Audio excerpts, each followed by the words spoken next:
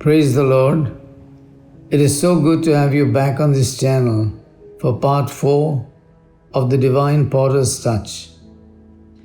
We have already looked at the vessel of honor, the vessel of mercy, and the chosen vessel.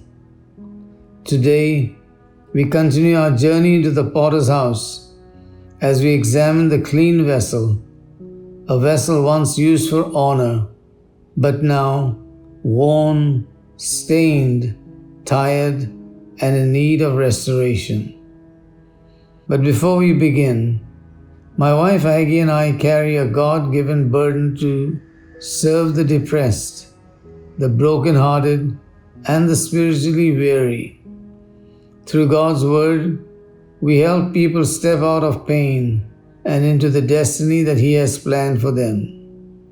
If you need encouragement, healing, or a deeper walk with God, you are in the right place.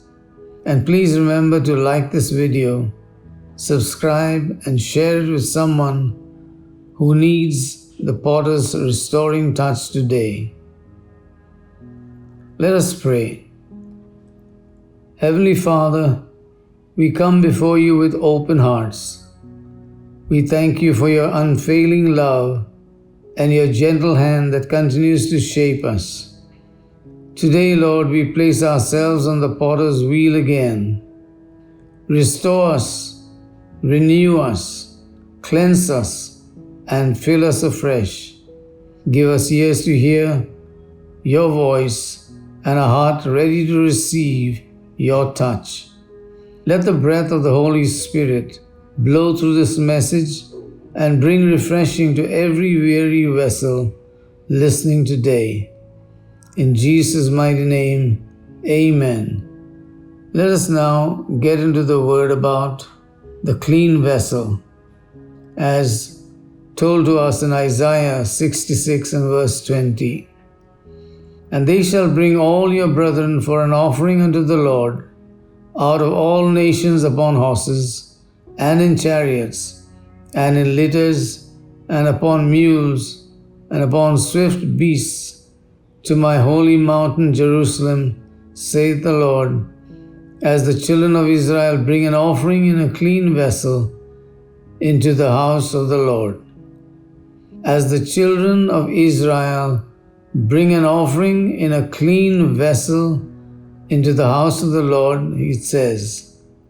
A clean vessel that sounds simple, but in the ancient world it was a powerful symbol. The vessel was originally made as a vessel of honor, used daily to serve water to the family and to strangers or visitors. It was valuable, useful, and beautiful. But over time, with constant use, something happens. To bring this point home, let me share a short story or incident. I remember visiting a home where an elderly grandmother had a beautiful teapot. It was hand-painted, lovely, elegant, but she did not use it anymore. I asked her, "Why don't you use this one? It's the best one you have." Her answer floored me. "Oh, Cyril, too many years of use. Look inside. The stains don't wash out anymore. But once, it served this home well." Many Christians are just like that teapot, stained not by sin, but by service. Let's look at the clean vessel's decline. The Bible describes it clearly. Residue builds up inside, while a film covers the interior. The lip becomes damaged so that it cannot pour out correctly or accurately. The vessel gets chipped and its beauty begins to fade. It is then moved into the back of the house for lesser use. All this happens not because it rebelled, not because it sinned, but because it has been used and used and used. Many Christians today can relate to this process of decline. Have you seen a Bible that is falling apart? Torn pages, cracked spine, loose cover. People say a Bible that is falling apart usually belongs to someone that isn't. But sometimes the person is falling apart while using that Bible faithfully. Ministry use, family responsibilities, work pressures all pile up. The vessel becomes dull. The spiritual lip becomes wide. The flow becomes inconsistent. The heart becomes dry. And the believer finds himself saying, I'm serving, but something is missing. This is the clean vessel, a vessel needing restoration. So why did God teach Israel about the clean vessel? Because the potter knew that service soils the vessel faster than sin does. Sin can be repented of quickly, but burnout, exhaustion, weariness, emotional fatigue, and spiritual dullness, these require restoration, not repentance. And God made a way. Several times a year, Israel gathered their used vessels and brought them back to the potter, and he restored them through a powerful 4-step process. Let's look at these 4 steps of restoration. The first one is emptying. The first step was simple but painful. The vessel had to be emptied. Anything inside, good or bad, was poured out. Many Christians resist emptying because we want to appear strong, we want to look full, we don't want anyone to know that we are empty. We think admitting emptiness makes us weak, but the potter cannot refill what you refuse to empty. Emptiness in the hands of God is not weakness, it is readiness.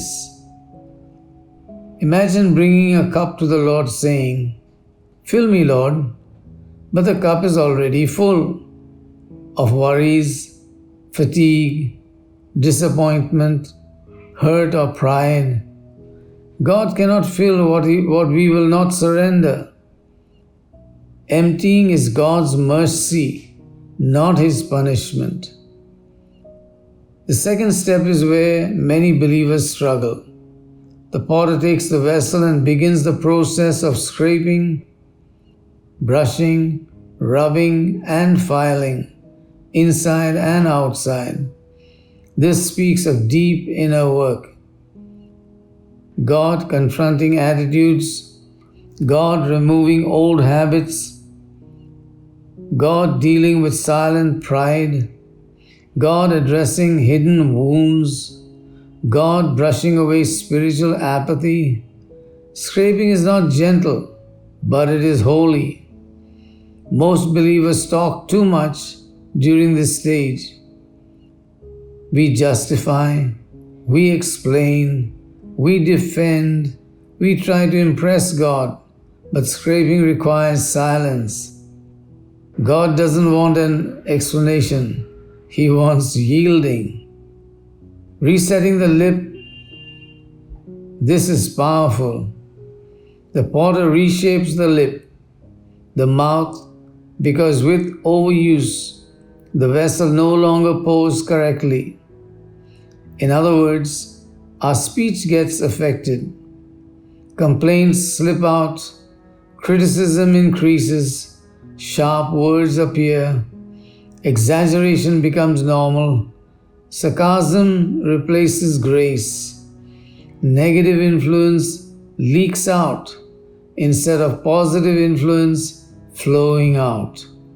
Proverbs 18:21 says, "Death and life are in the power of the tongue." And James 3 reminds us how destructive the tongue can be. Sometimes the most spiritual thing you can do is to be silent.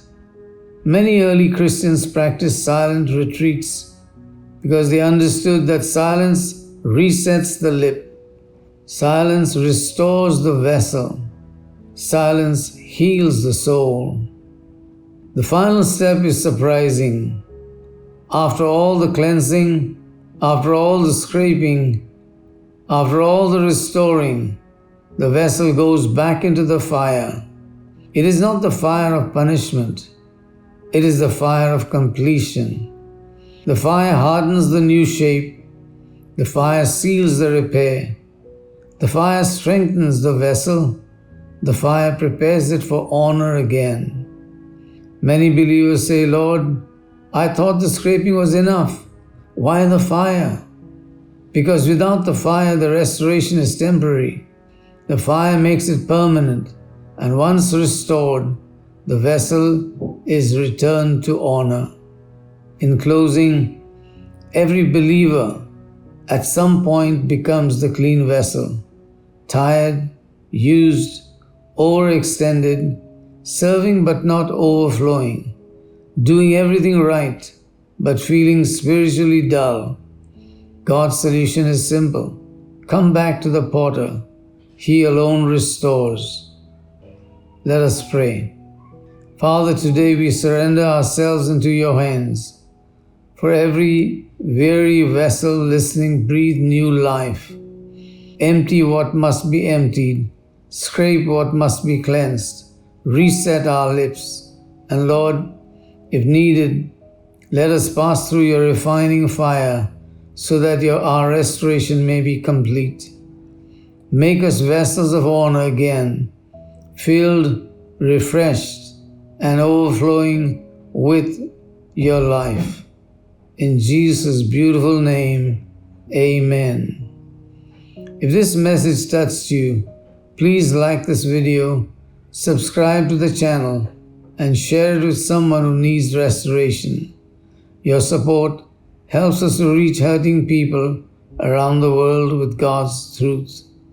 And be blessed as you do so. Thank you for listening. Amen.